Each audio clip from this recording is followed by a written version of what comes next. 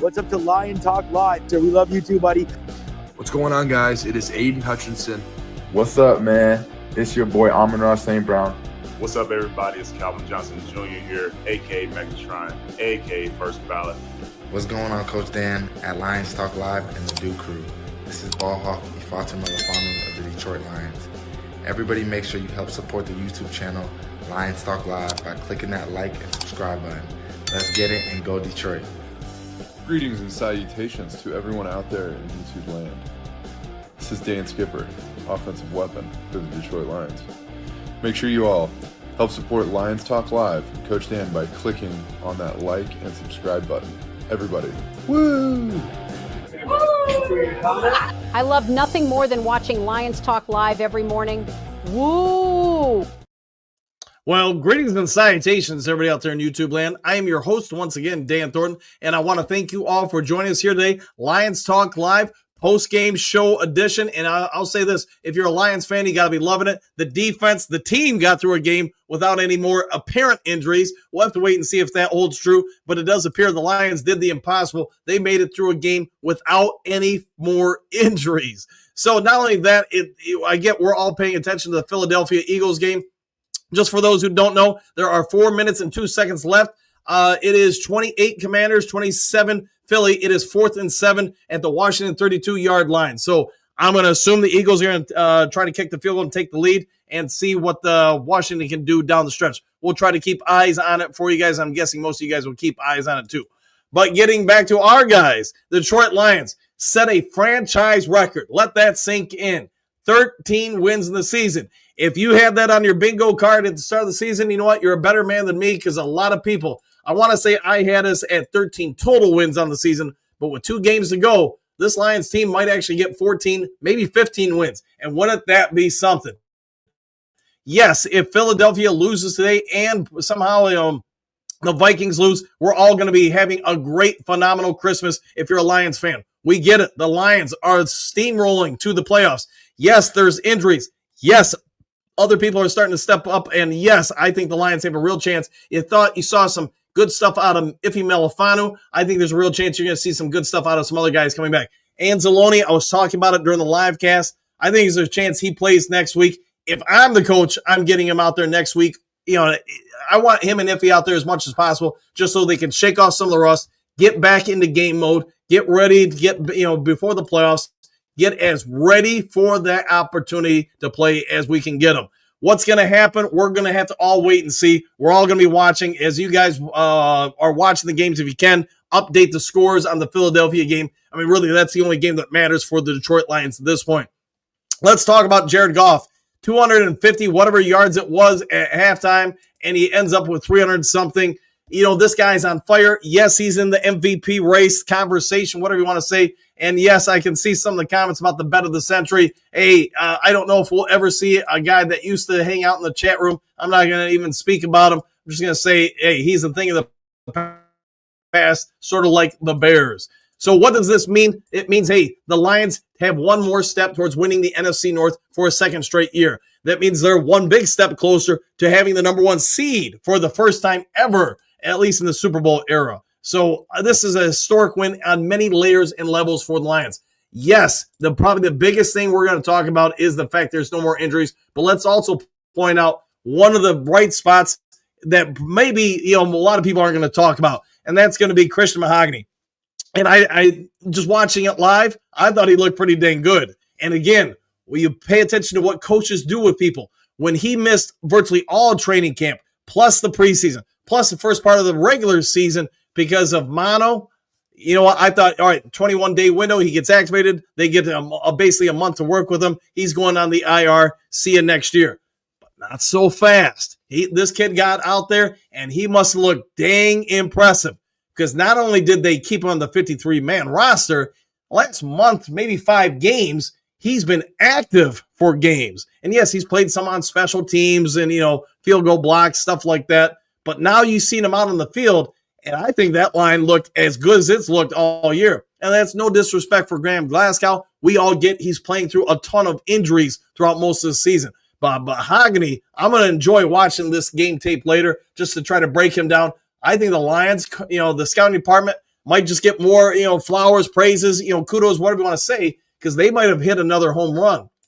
I want you guys to think about this. And yes, a quick update. Eagles do have a 30-28 lead with 3:36 to go.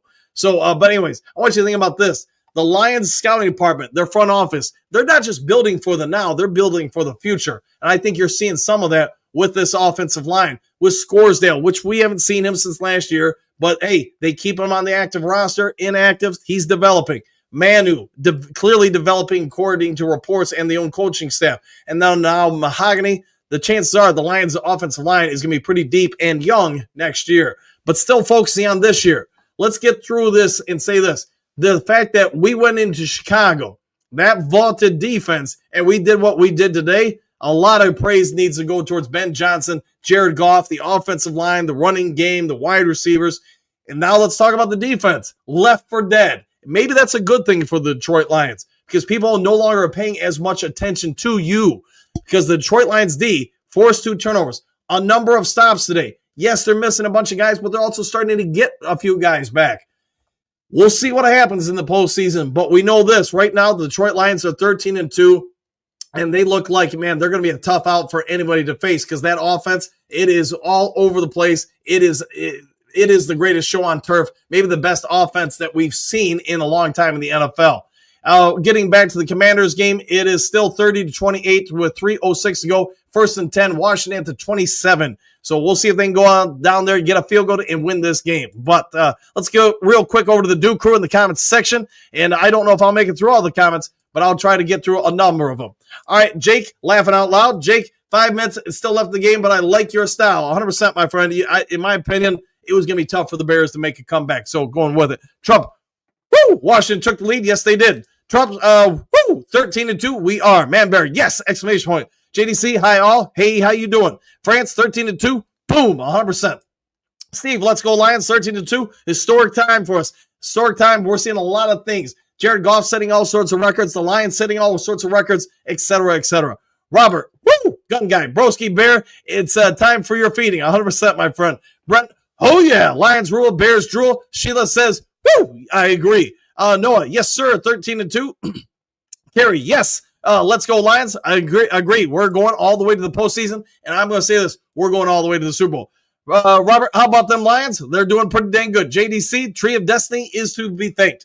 Bo, this is the Christmas present we have been praying for, and now we got it. You know what would make it a real good Christmas present? If the Commanders can do something, but it is 3rd and 4 at the Washington 21. So, all right, apparently the Eagles have it. So something happened. Washington must have turned the ball over. All right, let's see. Rob, 13-2. The Lions are the grooviest. I'll take that. Trump's Broski, living rent-free is in the woods. I'll go with that. Hatman, I have a puppy of destiny. Woo, Molly girl.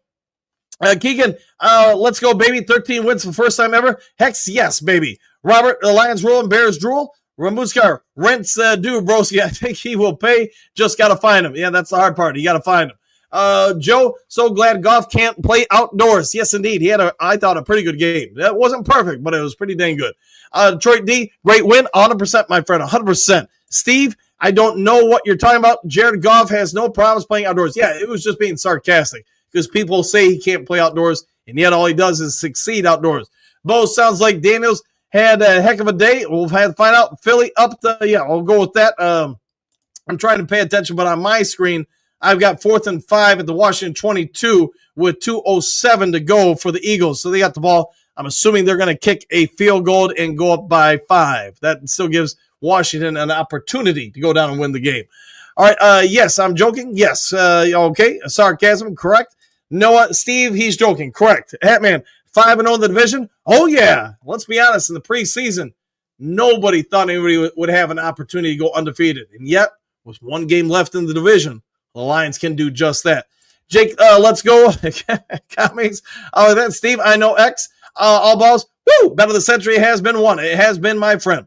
Earl, how about those Lions? I'll go with that. Robert, Batman, what's your dog's name? We'll find out. Eagles just made a 50-yarder to go ahead. All right. Yeah, 3. Yeah, okay. Yep. Hopefully the Washington come back and win. Joe, I speak fluent sarcasm. Got to like that. Steve, hopefully they can get a field goal of their own at least to win. We'll see. But on my screen, I know we're all paying attention to it. 2:02 to go. It is 33-28. So Philly is taking a 5-point lead, and Washington's going to get the ball back here.